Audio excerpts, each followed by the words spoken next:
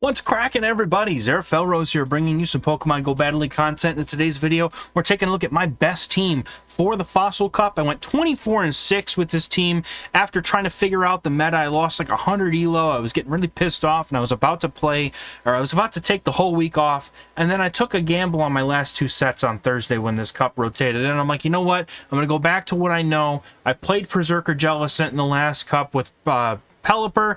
Figured I'd get Lantern to go because it seems like it does better in this meta because of the Spark or the Surf update that it got since then. And oh my goodness, I went 24-6 with this team, over 200 and something elo gained, and I'm getting close to Legend. So I'm not going to be able to play this team up to Legend, unfortunately, because I'm moving, and I'm honestly probably already on my way to the new place by the time this video comes out. But let's get into the team. We got Perrserker, Lantern, Jellicent. Let's see how I pilot this team, honestly, because this team is super strong, and in this meta, I believe Perrserker is the best Pokemon. So Credilli in the first game, you cannot ask for a better lead for Perrserker, resisting all the damage. My opponent immediately goes into a Lucario. I'm not sure what they do against XehrFelrose, but whenever I see my opponent swap into a Lucario, you know, really strong lead for Perrserker, I expect him to swap immediately, so I'm looking for that typing to change in the top right corner. And when I see the Fighting Steel, I immediately bring in my Lantern because I expect them to be running a double counter team potentially. And either way, Lantern decimates Lucario in just about every even shield scenario, because it's able to outpace to the Surfs as long as you swap quick enough. Now, if you don't swap quick enough, it might outpace to another move, so we're able to get switch even though I'm down a shield. These Surfs will do neutral damage to the Credilli, which is okay here, because my opponent is going to have to throw a move here. They can't fully farm me down without me getting to 3 Surfs, so they are going to have to throw energy, which makes things easier for Perrserker. And I'm hoping that whatever they have in the back, maybe weak to Jellicent. And my opponent is not going to be able to get to the full farm down here before I get to another move. So they're going to be leaving their Credilli with almost no HP. Perrserker able to Shadow Claw down here. The opponent immediately switches into an XehrCavalier. And just like I said, when they safe swap into Lucario, they've probably got an XehrCavalier in the back. And I'm not going to lie, these first few battles, I think, are mostly double counter backlines because that was just what was popular when I played these sets. But I also grabbed a set from the next day after Alolan Sandslash got popular. So there's some really interesting leads here to play around with, but typically Jellicent can handle 2 drill runs, so it's pretty safe to go for Shadow Ball here. With as much HP as my Perrserker has, I'm fine with going straight Shadow Ball because the opponent has to throw all their energy before they can get to the move, and that doesn't matter because Credilli comes in, throws a move after I take out the XehrCavalier. Perrserker just comes in and throws a Shadow Claw, honestly, and takes it out. So that's going to be a good game here. My opponent is not going to be able to use any move that's going to do enough damage. They might have Bulldoze, and if they had Bulldoze, I might have been in trouble, but not in this game, thankfully, so that's going to be a good game.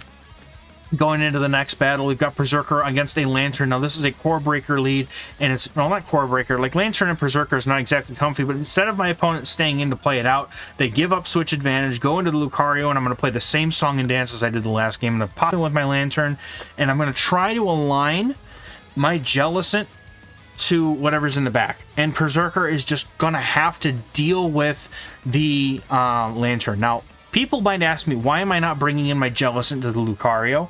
Because I don't want to play the game of, are they going to throw the Shadow Ball? Are they going to throw the Power-Up Punch? I would rather be able to play it consistently with my Lantern, knowing that they're probably going to throw Power-Up Punch, but if they don't, I win it no matter what.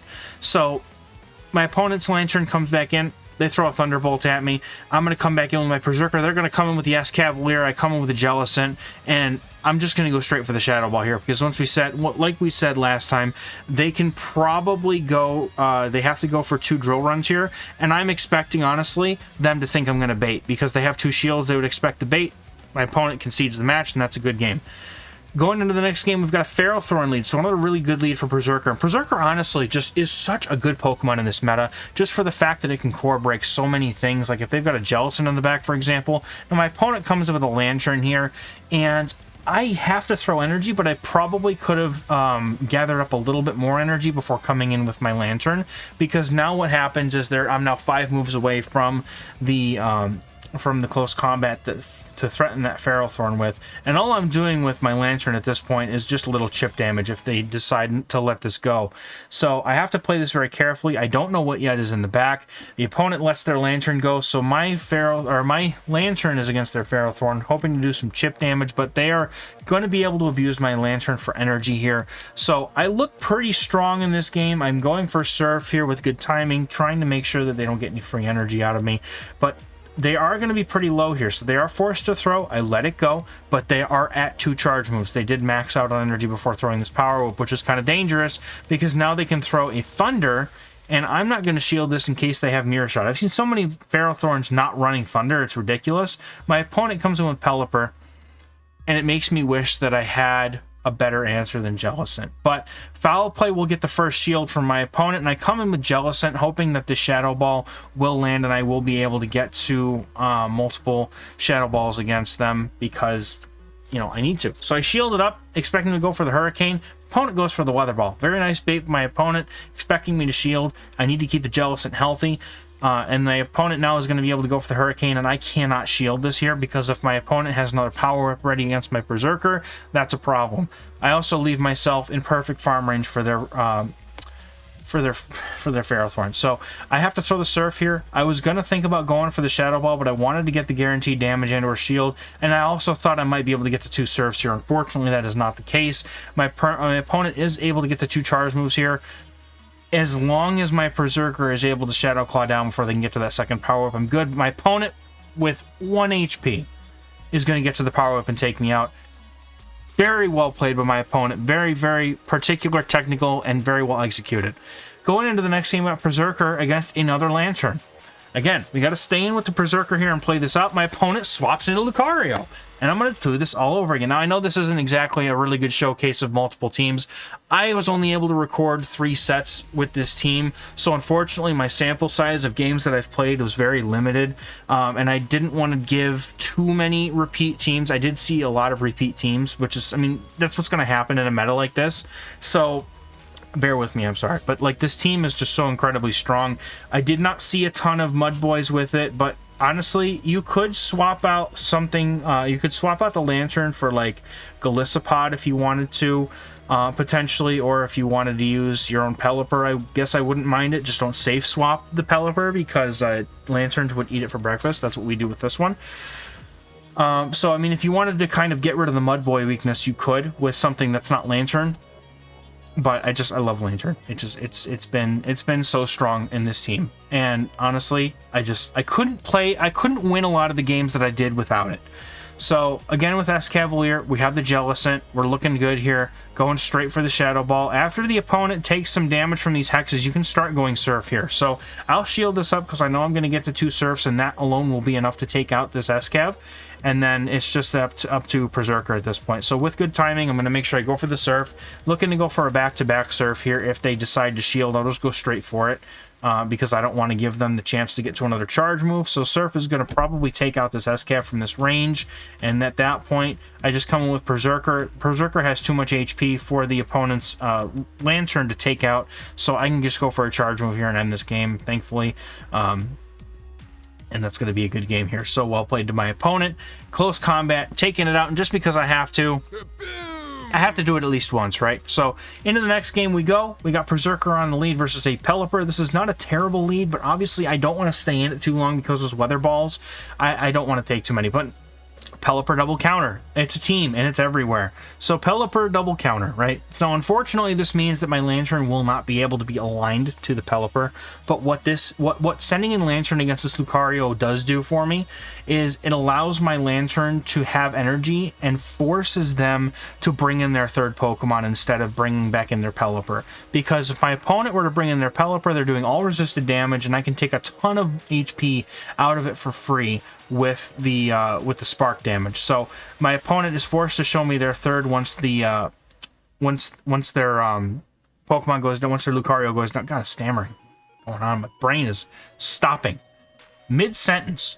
Surf takes out Lucario, and the opponent is going to be forced to show me their third Pokemon because Otherwise, they're just going to have to take a bunch of damage on their Pelipper in order to really do nothing with it. So the opponent comes in with the Escavalier, and once again, we get the alignment we want. Now, if you want a team that beats Pelipper or X something double counter, this is the team for you. I'm gonna farm up extra energy here.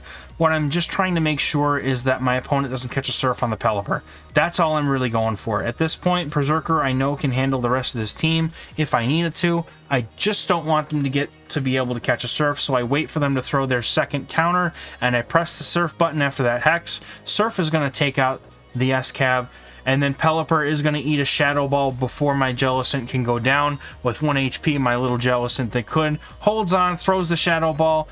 Perrserker comes in and is going to easily be able to get to a foul play before the opponent's going to be able to get the 2 Weather Balls, and that is going to be a good game. Very well played. Now, my patron group is wrecking with this team, as we did last time. So, as I always do, because I'm a shill, and I'm trying to make money to support my family here, especially after I move, you can join this Discord where you get exclusive access to these teams before the world, before anyone else does on YouTube, by either becoming a member of the YouTube channel or by joining the Patreon, and that link is in the description in order to do that. You can also find me on metafy.gg/XehrFelrose if you're looking for coaching in this game. I'm turning my coaching off just for a little while to get myself situated after I move, and then we're going to be back at it full swing. So this person is apparently core broken by the Perrserker, and that's one of the main reasons I love running it, because it just is such strong matchups against things like Jellicent, can beat Registeel. It's just so good. Now, my opponent comes in with a Ferrothorn, and they catch the foul play. That was a very nice catch from my opponent here. I have to stay in, and I have to throw a close combat, because I cannot let them be up against me here, or up against my other Pokemon here. But they have the Power Whip, and my Perrserker hangs on just long enough to throw this close combat, and now we're going to get the Kaboom off, and that's going to be one-shotting the rest of that Ferrothorn, and I'm hoping they don't have another grass in the back, because if they do, I'm screwed. They have an Escavalier. Escavalier comes in, Jellicent gets matched up against the Escavalier, and we're looking pretty good here, I would think. I don't know what I was thinking here, I don't know what I did, but for some reason I decided to catch the Drill Run here. And I could have just stayed in with Jellicent and been fine, but I'm an idiot. I'll own it. I don't know why I made that play. I think it was just because I wanted Jellicent to finish the game, but now I'm making things way more complicated for myself than I have to. So I farm up some extra energy to give Jellicent the ability to land more Shadow Balls and Surfs, and then my opponent comes in with their Jellicent, and I don't know. I just go straight for the Surf. I could have even lived a Shadow Ball from this range, but I don't know. I could have saved my Lantern for the Jellicent. I don't know why I didn't. Just me being dumb. So anyway, we're going to go into the next game, and this is where Alolan Sandslash comes in. Now, here's what I'm going to do. I'm going to let you see how I play this one out, and then I'm going to explain it again. Because I play this out, and this particular game did not play out the way that all the other Alolan Sandslash leads have played out. So the first move, I always go for the foul play right away. It gets a shield. They always seem to bait me with the Ice Punch, and I'll re-explain this in a moment. But we're going to trade shields here. Perrserker does win CMP against Alolan Sandslash. I'm going to give up both shields here because typically what happens against Alolan Sandslash leads is they are weak to Lantern in the back. Typically have like Jellicent, Pelipper, or some double water sort of team. So here my opponent goes for way too much energy. They overfarm here. So I'm going to pause the video for a moment. I'm going to explain what happens here when I do this now. So we go 1, 2, 3, 4, 5, 6. They get to Drill Run. I get to Foul Play. We throw. We both shield. But they almost always bait the Ice Punch because they expect me to throw the close combat and they want to get the extra resisted damage, whatever. I would still go for Drill Run. If the opponent goes straight for Drill Run, go for another 6 moves and then throw again. You might get shields that way.